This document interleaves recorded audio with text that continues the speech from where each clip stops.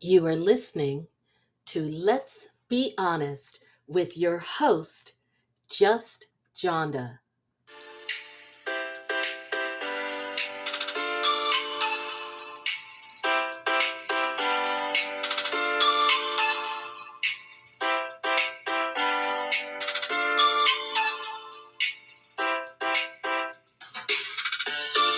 Hello and welcome to Let's Be Honest. I'm your host, Just Jonda, and so excited to be back with you all after a bit of a break. You know how life is, it happens. What are we doing? Shifting seasons. I'm in Virginia, so we really never know exactly what our weather is going to be. We're kind of like Heather and Whitney, bad weather, because we just never know. Although I hate to use one of Lisa's rehearsed reads, so we're gonna try and stay away from that one because there was probably more bad than good in this reunion. And I don't necessarily mean in terms of how we're going to rank the reunion. And Sharita and I always do that, or as I call her, RiRi, and as you all have come to know her, we always do that with these shows. But we do know that just starting right in the outset with the fashion, there was a lot bad here. So RiRi is coming on now. Are you with me, RiRi? Yes, I am, and I'm excited to talk tonight. Oh, Yes. for sure. I mean, there's just so much that we'll have to do. I think we're going to be using the boo sound effect a couple of times tonight, Mm. especially as we get into this fashion. Oh, the fashions. Ooh, the Oh fashions. Lord. Okay, so we'll start with a couple of things, just so that you'll have a general sense of where we're going, what we're skipping, etc., as we go through this. Because Sharita and I both have a tough schedule today, so we're going to try and keep it at a tight hour. But part of that is because there's some things that we're going to get into, and a few things not so much. So right out of the gate, let's start this the way Bravo did. Bravo put up a disclaimer. I don't know if I expected them to do the disclaimer, but I'm not hating on the fact that they did it. I think they could have gone a lot further, and that'll take us to issue number two. But issue number one, Bravo did a disclaimer letting the audience know that the reunion was taped prior to the revelations about Jenny in terms of the uh, the things that she put on her social media regarding Black Lives Matter, Black people in general, the police, all of that stuff. We talked about that before, so we're not going to waste our time rehashing it here. Not that those issues are not important, but Jenny is not. So uh, Exactly. so they did do that. Personally, I think that they could have gone a step farther because, in my opinion, since they told us that the reunion was recorded before that, that to me should have been sort of a disclaimer explaining why things were cut out of the reunion, and that perhaps, they were going to say, okay, um, things may seem a little choppy because we wanted to really honor the people who are offended by her by trying to remove as much of segments that were really devoted to her that we could. Of course, she was sitting in between two people, two major characters on the couch, so we couldn't get rid of her entirely. But they certainly could have cut out her segment. So I appreciated the disclaimer, but I thought it was a bit disingenuous because why do the disclaimer if you're still going to have her be the star of an entire segment, and an entire segment that did not age well considering what came out about her after the fact? This is not to say that what Mary, the things that Mary said weren't wrong. I'm not one of those, and you aren't either, because we've talked about this. You are not going to find here two people that just because we're African American, we're jumping on the bandwagon that somehow what Jenny said makes what Mary said okay. Two things can be true at the same time. Both of them said crappy stuff. Now, Exactly. well, with Jen, it was on the show. It was more so her behavior, although with Mary, it was more so her mouth. Of course, Jen's the stuff she said or conveyed was more so on social media. But what we got on the show was certainly bad behavior that, in light of verification of kind of how we thought she felt about Mary, it brought it to light. But anyway, we've already spent too much time on that. But so the next thing we find out, speaking of Mary, and we talked about this before, is that Mary was not there. I think that that's also a source of controversy, that having our noses to the grindstone, as RiRi and I do on these social media streets, that brings up a lot of stuff too, because of course, again, you have people who feel like because Mary wasn't there, certain things shouldn't be talked about. I am not of that school. If you choose not to be there and stuff gets talked about and it just happens to involve you, too bad. Because if I'm there and it involves me too, then why wouldn't I get to talk about things that involved me just because you're not there? Because then what am I going to do? Be silent like I don't have, as if I wasn't there all season just because some of my stuff involved you? No, I'll be there to talk about the part of the story as it relates to me. However that Exactly. makes you look, or however people may feel about it, so be it. But we don't just get to not talk about stuff just because somebody's name is mentioned who isn't there. Exactly. She decided not to show up, which was her right, but it doesn't stop what happened during the course of the season being discussed with or without her. Plain and Yeah. simple. And all of these people who are like, well, it wasn't good because Mary wasn't there. What freaking show have, could you help me please, RiRi? I've been waiting all day. What show have these people been watching? I am so tired of YouTubers and bloggers and everybody twisting themselves in pretzels to try to make it seem like Mary makes this show. Mary has had a few accidental reads, not even deliberate, not even well thought out, just a few accidental reads because she genuinely does not like these people. So ever so often you catch her in her confessionals where she says something where we're like, yeek. A lot of the times she doesn't even necessarily say things to their faces, and if she does, it's usually along the lines of a Meredith, I'm disengaging, but just in her own way. Like when she tells Mary, I don't want to talk to you, or you're drunk, or I don't care about you, or what. It's usually, if you think about it, it's all the same thing. It's usually her just not wanting to be around a bunch of people that she signed on to do a show with. I don't know what she was thinking when she signed on to do this show. Has maybe she never watched reality TV before. I'm trying to figure She this was out. sitting in the church doing whatever it is that she does, because we know it wasn't reading a book. Wasn't reading the book, nor I mean, and I'm not saying to watch TV, but did she not realize what reality TV was? I'm thinking no. So, and she grew up in Utah, but let's face it, we know that she may have had nice things because of the money that her grandmother and other members in her family had. So she was afforded nice things, and we know that she likes nice things. We've seen her closet. But at the end of the day, we also know that she did not associate with these people. They didn't really know her, just like she didn't know them.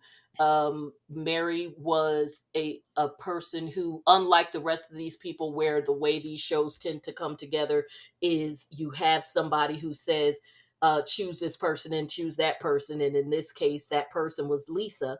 Um, Mary was someone who was strictly cast, probably because they felt like they needed to put someone black on the cast. And as we know, she was cast as a friend of and then upgraded midway through when the production company changed during season one. All of this is show history we talked about before. But again, going back to this notion that suddenly the reunion was all this and or not all this or all that. Hey, Spicoli, just because Mary wasn't there. Again, revisionist history, reunion, season one. She said virtually nothing. She kind of had a weird dynamic going on with Grandpapa sitting behind her the whole time. And at one point, literally fell asleep. Exactly. I just think she didn't want to go through that again. She didn't want to address it. She didn't want her church to be brought up and have to defend it. So she just, Exactly. And this whole thing of, oh, it was because of the tension and the microaggressions and whatever. Um, yeah, and also because of the other stuff that was being said, including an interview with her uncle a few days later on another channel. And again, this is not a bash Mary zone, it's not a bash no. anybody's zone. It's just calling things out for what it is. Like again, two things can be right at the same time. You don't have to bend over backwards to pump up one just because of what we now know about another. So, anyway, let's get into the fashion of it Mm. all. And interestingly enough, the way that they sat, because when I was looking at everything, with the exception of Jen Shaw, because I don't know where we would put her in all of this, but with it, thank you, Spicoli. We're just trying to be real. um, uh, where the ladies sat was kind of it kind of worked with really where they sat on sort of the fashion scale. I probably would have switched Jen and um if we're going to go solely by where they're sitting, I would have switched Jen with Jenny, but we're not even going to talk about Jenny anyway, so it doesn't matter. Okay, so let's start from good, and I mean that's all relative because guys, Mm. none of this was good. So we're just trying to say the best of the bad. Is that a better way of putting it? Yeah. Okay, so we'll start with Whitney in green, what was supposed to be green Velvet. velvet. Uh-huh. And Uh-huh. velvet can look so lush and expensive. This didn't look either, and you can No. tell that because of the way it pulled on the floor, because it was a little it actually pulled in a way that showed it was thin, because it actually Mm-hmm. moved a little too easily. If it was a more lush, expensive velvet, it actually would have been a little bit stiffer. Either way, this dress aged her. This dress aged her. I think this they could have redeemed this a bit. It still wouldn't have been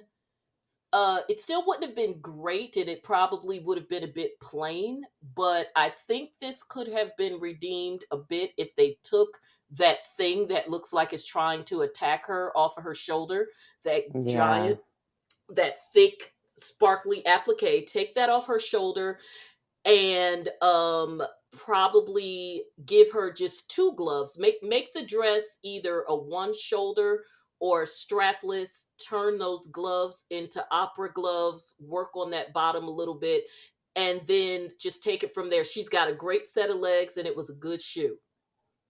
Oh, definitely. And Not I like really. the fact that the slit was appropriate. It looked Yes. well. It's just the Well, top she's got was, great legs. They're not yes. for a little woman. A lot of times when with these women on these shows, when they're tiny like that, they get into the chicken leg territory. No, she's got some good legs. She looks like she's maybe danced at some point. Um, but and you could tell she definitely keeps fit. Oh yeah, definitely. Yeah. Again, the best of the worst. Yeah.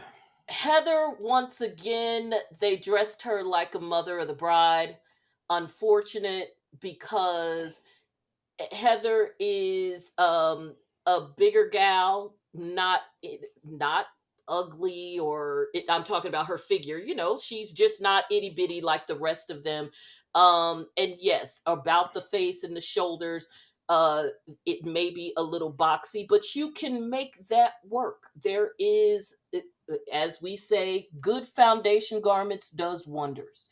Oh, And it could cinch. It could cinch her in. and it's crazy because she owns a beauty bar. So you all do all that craziness to your face and your lips and everything, and nobody is coming in with a good girdle, waist trainer, bustier, something. And let's face it, with her being kind of, as the back in the day older folks would say, a bigger broad, so to speak, if they had cinched that waist, it kind of would have been a very sexy, like big boob, big butt look kind of thing that's the thing right now.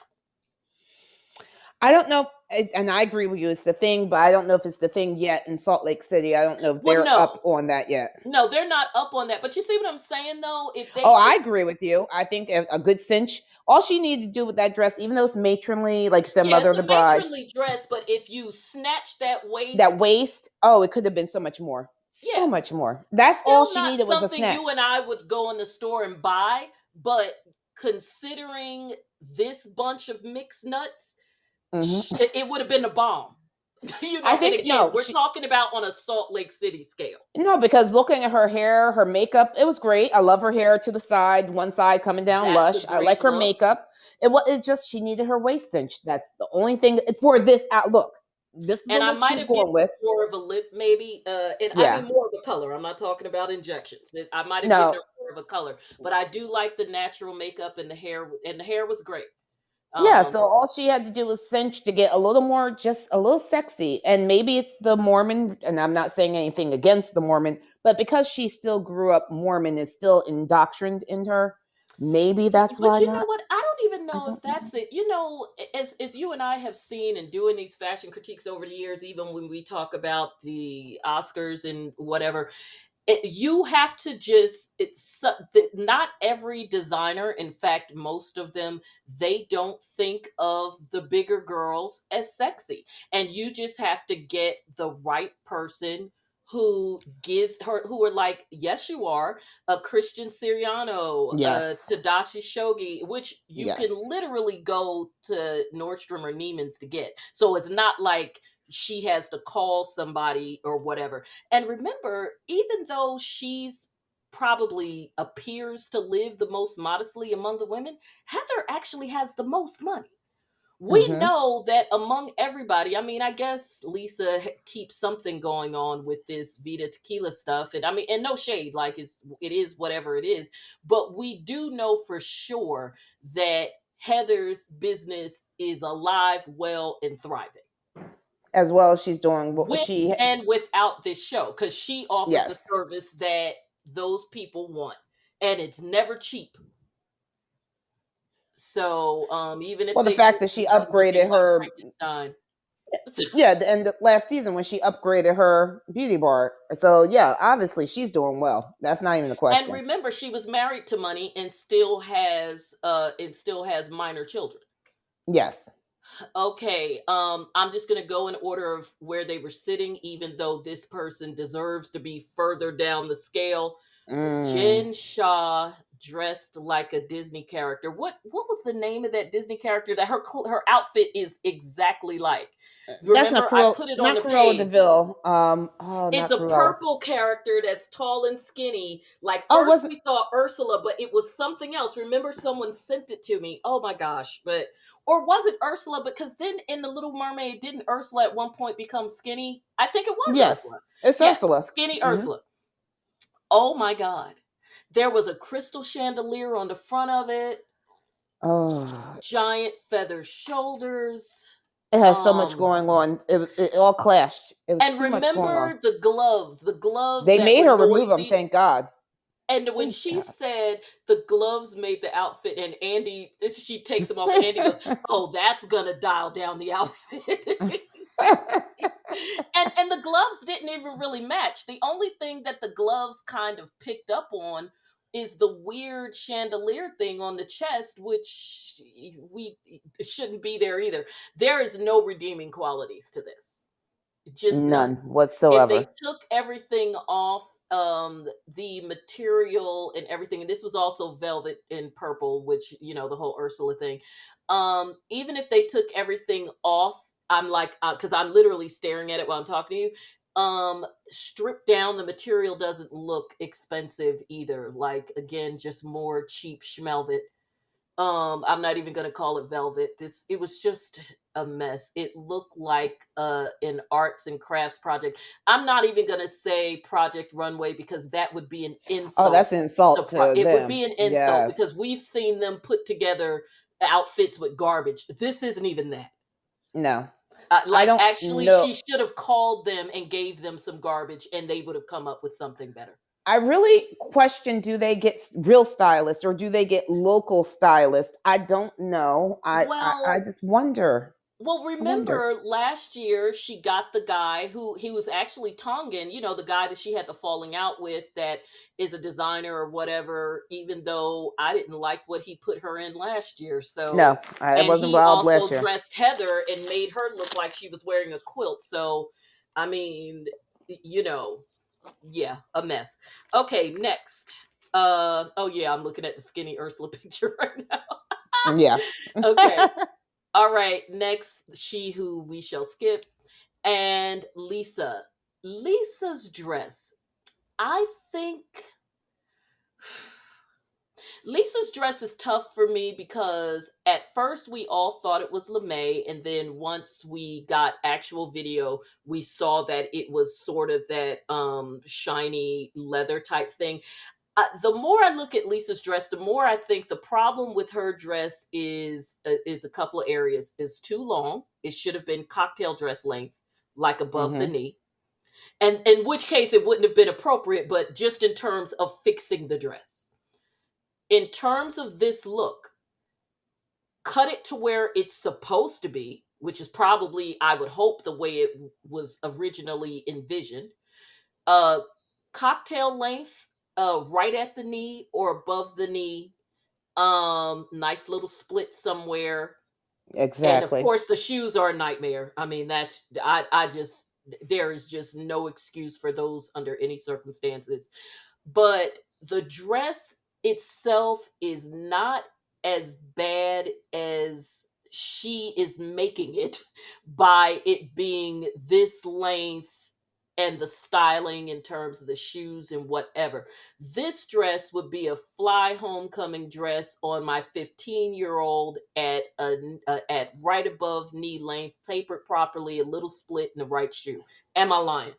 Oh, that was great. The tapering's killing me because if you look at her bust It's not line, even tapered. It's just it's not. It's like it looks like somebody tucked it at the last minute. Like it it doesn't even just look like it's. comes straight down. But if you look at it, it's not even like it. I'm look. If you keep on, it distracted me during the reunion because I I kept every time they almost would show her, it distracted me because I'm like, who I sewed this? almost feel like I could have given it to her if they just went in the opposite direction, made it a gown, put a high slit and a funky lining in it that we would see when Yeah. she sat down, because with it being leather, it's not going to drape, it'll fold.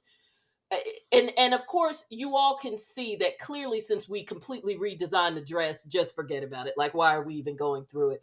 Because you and I just completely made like four different Yeah. dresses, and none of them is the dress she's wearing. We're spending way And too much don't time on forget it. the iridescent platform shoes as well. The Well, I iridescent. mean, they just, I'm trying to not have them exist in my mind. Mm, yeah. Next is the we're going to start with the material.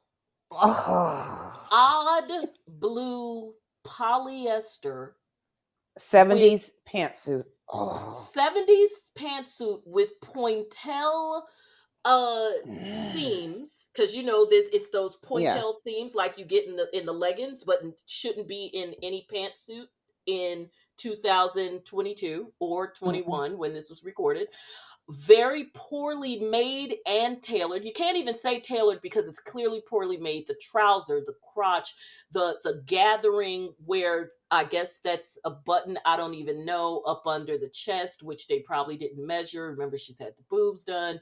Mm-hmm. Then the greenish blue mesh, which if they were going to put the mesh there, they should have just gone with skin tone or white or just no mesh, because we have seen her during the season wear blazers with nothing underneath showing off her breasts. And from what we can tell, yes, it would definitely be very breast showy, but that we're not, you're not at the point of nipple, and nothing some good breast tape wouldn't have handled. This outfit is absolutely unredeemable, but even within the lack of redemption, you can still not make it even worse. And that whole thing with the weird top underneath, because I can't tell. At first, I thought it was connected, but if you look at the right shoulder, I don't think it's connected. I think it's like an actual little blousant underneath. It's just a mess. The feathers, they look Ah, cheap, thrown on. It makes me think of the Joy Luck Club. Remember when she comes to her mom and goes, "Look, she made me buy he bought me a mink coat," and the mother's like, "He doesn't love you." And she's like, "What?" And she goes, "The coat's cheap." And she goes, "No, mom's mink." She said, "You could tell it's cheap. Short hairs. I think you and I, we all learned yes. that your mink coat should not have short hairs or it's cheap and your husband don't love you." From the Joy Love Club, from the Joy Luck Club. Iconic scene. Uh these these these is that even feathers, or is it some kind of mohair? I don't even know I'm if look. that's really feathers. What is it? I It am looks. zoomed in on this. Okay, I we am just too. go with, Looks like maybe an ostrich feather. It does look ostrich. yes, Yeah. ostrich, because it's not like feather No, it's ostrich like feathers. that Yeah. purple monstrosity she wore. Okay, so Mm-mm. yes, so it looks like ostrich feather kind of glued on or something, Mm-hmm. like they A cut the very hair off. a very bad 70s pantsuit. And then are those white shoes? It's just bad. The shoes are sensible shoes. They're not with that outfit. She should wear a different shoe. That I neutral mean, but sense. would it matter? Not really. No, you're right. The hair up just accentuates the work on the face, and the hairdo is too young. I mean, that Yeah. is Little House on the Prairie. Laura Ingalls goes to the prom. If you are a woman of a certain age, you're going to do that, then the bun either has to be bigger or more, or sculpted in a different way, is just not good. And considering that showed us with where she had a whole hair and makeup person, we're like, and this is what you settled on. But I guess they figured with that outfit, maybe they need to not do too much anywhere else. Well, you need to put emphasis. Yeah, you gotta do a plain hair to put emphasis on the outfit, even though it really didn't need to be emphasized. But Yeah, it was bad. Okay, guys, I okay, know we. we spent way too much time on the fashion, but that's just how bad it was. But okay, so let's get into the episode. So the first thing they do is they go to Jen, and we already knew. And for those of you who may be new to the show, I am by profession an attorney by day, podcaster by night, and find out all the celebrity gossip every other time. um but so you'll get a lot of that in here, which is great for you, because there's actually a couple of legal things we're going to touch on tonight, not just Jen, if we have time. If not, then I'll do another little special episode about Heather, or if I feel like Riri and I are just running late and we don't want to cut the show, we'll stop at 9 so that I could do my other meeting, and then she and I will finish later, and of course Hmm. have my wonderful sound guy put both of it together, because um we don't want you to miss anything, especially the extra scoop related to Heather. And what was the other thing? I sent you two things that we wanted to make Jen sure we Shaw, didn't forget. Yes, possible and case yes, and the done Jen delay. Shaw stuff. Mm-hmm. Okay, so first thing Andy does is he, after announcing the whole situation with Mary, and Heather has this whole enlightenment moment about Mary. I didn't think that all of that was really necessary, because I don't think that, well, I'll say this. I think that yes, there were moments where things that where they said things that might have been a little bit on the hyperbole side, like when they used the term, I do agree, using the term predator and things like that. When you get into hyperbole of that nature about certain topics, it kind of takes the sting out of places where you should use that kind of language. Like calling R. Kelly a predator, yes, makes sense, right? But then, or Harvey Weinstein. But then when you use that same term with someone who like Mary, who uh worst case scenario, her church had may display cult like behavior. Best case scenario, they're your typical whack church where people just go way too far with the hero worship of their pastor, and is willing to do anything for them, even to their detriment, which we see every day in the hood. I mean, you and I saw that kind of stuff going on growing up around New Jersey. Mm-hmm. So everybody at the church is living in the projects, but the pastor is driving a Rolls Royce, and everybody's like, ooh, look at my pastor in the parade driving a Rolls Royce, but you live in the projects. Like, Pastor on the instead of pedestal, I'll driving the call it. Yeah, exactly. Pastor on the So pedestal. best case scenario, because certainly it would be a best case scenario versus being a cult leader. So best case scenario, way too much uh idol worship in terms of that Mm-hmm. whole pastor on a pedestal thing. And in that regard, all of them would be alike because they do the same thing in Mormonism, and pretty much in any fundamentalist type religion, which Mary's church would definitely qualify in being sort of on the fundamentalist level of the Pentecostal type churches, where it's like way over the top in terms of the pastor and all of that. And like the pastor is literally involved in your household in terms of, I'm going to tell the pastor on you, you can't wear skirts. I mean, you can't wear pants and this and that and third. And we definitely get a bit of that from Mary. Now we have at least now seen her in joggers, but I definitely don't think that she shows bare leg. So I No. don't think that, at first I thought it was a not wearing pants thing, but we've seen her in pants. I think it's more so a no bare leg thing because of the tights.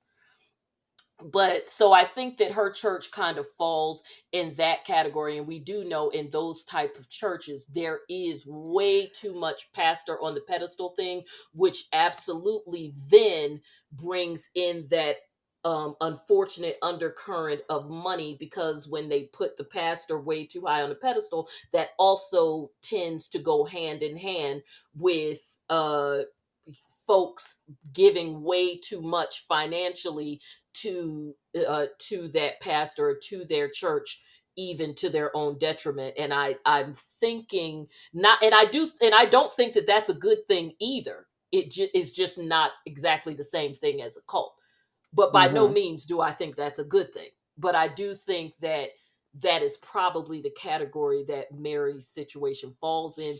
And that being the case, that A is not the same thing as a cult, and B, it is not the same thing as being a predator. It is just an unfortunate byproduct of a very over the top um, worship, uh, religious, institutional experience where the worship goes beyond just worshiping God and worshiping the person who is the representation of God for you in terms of your pastor.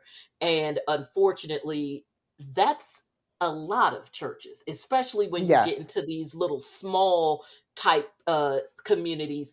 And when you look at how they revere the grandmother, it is not just Mary who reveres the grandmother like that. It is anybody and everybody, even the people who do interviews and all of that. it is kind of freaky the way they revere the grandmother, and even the whole myth about the whole thing. It rises to the level of like Moses through the forest, like her and the kids, you know, walking from Texas to Utah, and then her opening the church and whatever. So there's a whole lot of like, the magic old black lady worship kind of thing going on. And then Mary is the next level and representation of that. And I think that that's more of what's going on. All that being said, it certainly does. However much that may be problematic, it still does not lend itself to someone being called a predator, even though there may be some predatory behavior and tactics involved in terms of the money. But it's more on the level of like predatory lending practices, not predator, which is the way that they said it. So that does merit an apology. That being said, comes off hollow because we know A, she's not there, and B, she pretty much severed the ties with everybody, including low key Meredith, even though Meredith kind of danced around it. Mary ain't really messing with her either. Mary ain't talking to nobody. She's done with the show. So once Because she's as done you with the and show, but mhm, also as you and I talked about before, Mary, it's not even so much that she dealt with these women with a long handled spoon because of not liking them. It's also because she clearly thought that she was better than them. Mary feels the same way about these five ladies or six ladies now because of she who we won't talk about. Mary feels the same way about these six ladies as Lisa felt about all the rest of them except for Meredith. And that's why it's no accident that Meredith is the one that Lisa became close to. Why? Because Meredith is the queen bee, so she is the only person, or the queen bee as it relates to this cast and whatever that means. So Meredith is the only person who Mary deemed to be on her level and worthy for her to deal with. exactly. Not because suddenly there's some big change of heart because of Meredith, and certainly not some big change of heart because of her son. Because if we know anything about those types of churches, they ain't exactly the most friendly to whatever situation Meredith and her son are still in quasi denial about. So all right, so apologies and whatever, who cares. Now in that respect, I do say without her being there, offering an apology just rang hollow. Next, Andy asked Jen about her case and the trial situation, and of course we saw him speak to her ahead of time about how he didn't give Erica any breaks, so he's not going to give her any breaks. But um, for those who want to be educated instead of just going with the crowd, Erica's situation, while still crappy, and we're not giving her any breaks, especially because she ain't trying to get nobody any money back. It is still different in that it is a civil situation, whereas she's not facing jail time under any circumstances. Worst case scenario, she just won't have any of the money that she thought she would have when she finally got rid of the old coot she was married to, and she'll just have to rebuild her fortune. Jen, on the other hand, is going to be broke and possibly in jail. That's an entirely hmm different scenario when it comes to being on a show or being anywhere, quite frankly, other than a court of law and not talking about your case. And of course, as we know, you also have the right to remain silent, including not testify. So if you don't even know, and you and your attorneys haven't even determined whether or not you're going to testify in court, the last thing you need to do is to be talking anywhere else. Jen has Yep. done enough on this show, as far as I'm concerned, that should be tick marks for a prosecutor going, uh-huh, uh-huh, uh-huh, uh-huh. I mean, even with the stuff between her and Stu, where she tries to have this revisionist history that her and Stu weren't that close and he had his own businesses and whatever. Are you forgetting the B-reel footage that Bravo conveniently threw in, where they made where Jen and Stu are talking about how close they are, and Jen is specifically saying, "Let me leave you alone so you can make my money." Yep. And there was some stuff that she said last week. Remember, I can't remember what it was. Remember, I was texting you and I was like, oh my God. Oh, the closet. When she was taking the movers around her house for them to do an estimate on all of her stuff, and I'm sitting there like, oh my, what? I was literally sitting up in front of my TV, like the defense attorney in me was like trying to stop pulling out Stop my own rolling. hair, and she's Stop not rolling even the my own cameras. client. Stop rolling the I cameras. know. I was sitting there like, oh my God. Like, even her closet alone, the wall of boots, what I don't care if they're Louboutins or if you got them from Just Fab. You are showing like thousands of dollars worth of stuff, maybe even tens of thousands because of the furniture and the handbags and all of that. And you are going on trial for theft. It's just not a good look. You're not Even getting the if you sympathy say of a you're jury. innocent, it's still not a good look. Because we know that even on his best day, even with his six-figure salary, what you are showing here, your husband couldn't come close to providing that to you, providing that for you. And for what you claim that you do for a living, you couldn't come close to providing that for yourself. So unbelievable. But anyway, this was the highlight for me with that, because there really wasn't much to that part of it, where she admits that she's basically doing this show against her attorney's wishes. I mean, that's pretty much what it Obvious. amounted to. Oh yeah. When Andy asked her, how did her lawyers, I mean, because again, you don't want to say, what did your attorneys tell you? Because again, you're opening up attorney-client privilege. But she still kind of did when you say, how did your attorneys feel about it? Well, you're admitting you and your attorneys had a conversation about it. And you never want to open the door to any conversations with your attorneys about anything, because then you leave it open for someone to argue, well, if you open that door, then let's just walk right in. You waived privilege because you talked about you and conversations between you and your attorneys. Now that you open that door, don't say, well, I only talked about what me and my attorney talked about as it relates to this, but not as it relates to that. You're either asserting attorney client privilege or you're not. So Jen's apology tour, I'm sorry, you're just never going. I'm never going to be cool with you after you say that I look like Shrek or Honey Boo Boo. I I'm sorry. died. I'm sorry. I died. No, it's I funny died as hell. I You said died it all about over me, again. but if you I'm said it sorry. too, if you said it about me, we're not going to be cool again. But yes, it was funny. Exactly. I died just on. I must have missed that previously during the season. That was my first time I hearing it. definitely missed the Honey Boo Boo thing. The Shrek I missed thing, that. I thought the Shrek thing she said online. She said it during the show. I thought she I said it during missed the both of live. them. That's what I'm saying. No, I definitely knew about the Shrek thing, because the I missed Shrek both of thing them. was something they brought up like when when the season first began and she was on her initial apology tour.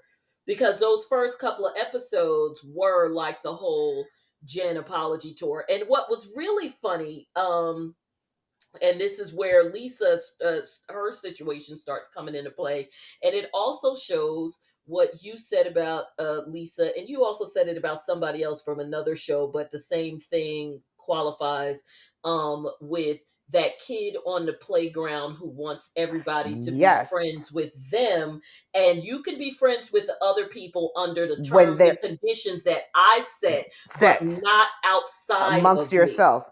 Oh, it's the queen bee mentality. It's that queen bee mentality that you can be. Oh yes, And we I. saw, now we've seen several examples of this with Lisa Mm-hmm. during the season, but a glaring example of it during the reunion was, remember when they came to Meredith and she had that bizarre, like, started crying out of the blue thing.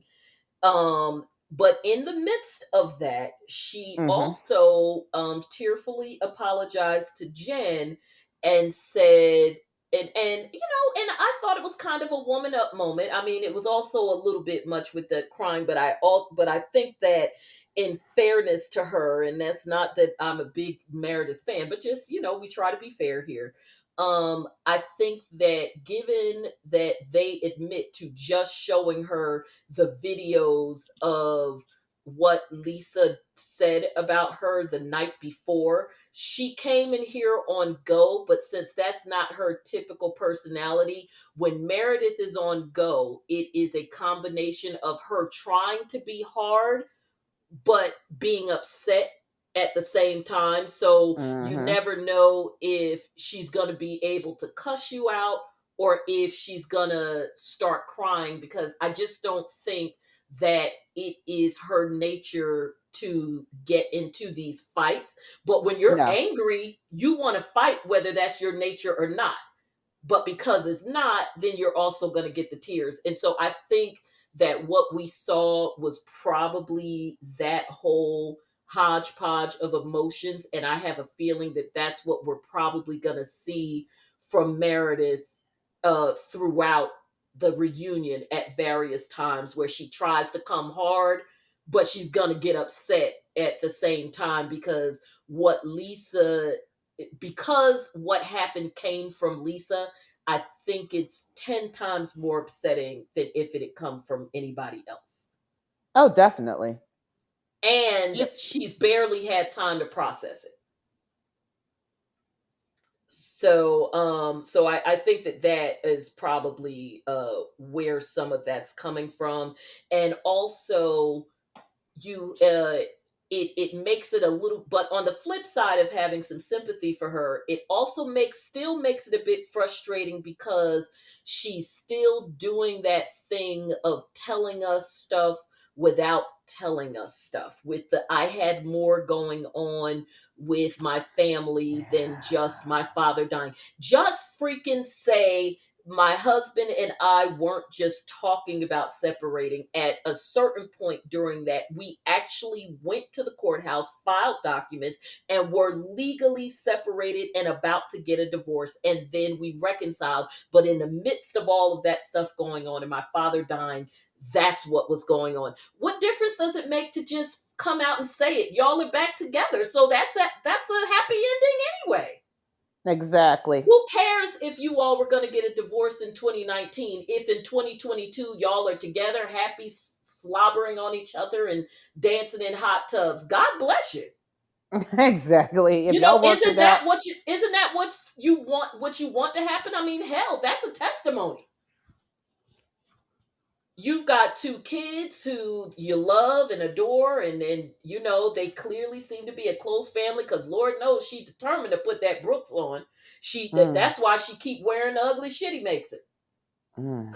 Because again, I looked it up. He was a part of the styling team for this monstrosity she wore. I'm not And surprised. remember, he said that he was coming out with a blazer line, and she kept wearing blazers this season.